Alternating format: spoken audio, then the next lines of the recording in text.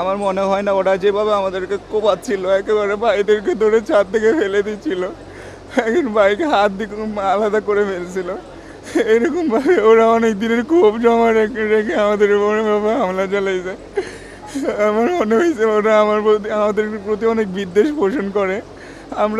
আমি নিজেই মনে করতাম যে হয়তো বা সবাই এখানকার আমাদের প্রতি ওরকম খারাপ মনোভাব রাখে না, কিন্তু ওরা আমাদেরকে কালকে এরকম সুযোগ পায় ওদের দীর্ঘদিনের ক্ষোভ মিটাইছে। এবং সেখানে আমার মনে হয় আরও অন্যান্য এতদিন এর আগে একটা হামলা ছিল, হানিফ নামে এক সন্ত্রাসী, তারও এটার সাথে অনেকে জড়িত বলে আমার মনে হয়।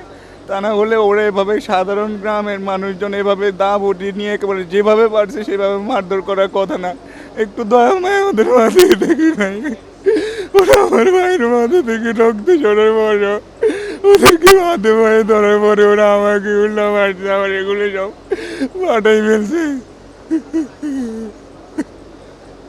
ওদের কোনো কথা শুনতেছিল না, এলোপাতাড়ি আরো যত বলতেছি তার উপরে লাথি দিয়ে উল্টা আরো ফেলে দিচ্ছিল। ওরা এরকম করতেছিল। ওদেরকে অনুরোধ করতেছিলাম যে ভাই আরো মারেন না, ওরা তা উল্টা আরো মারামারি শুরু করছে আমার ভাইদেরকে।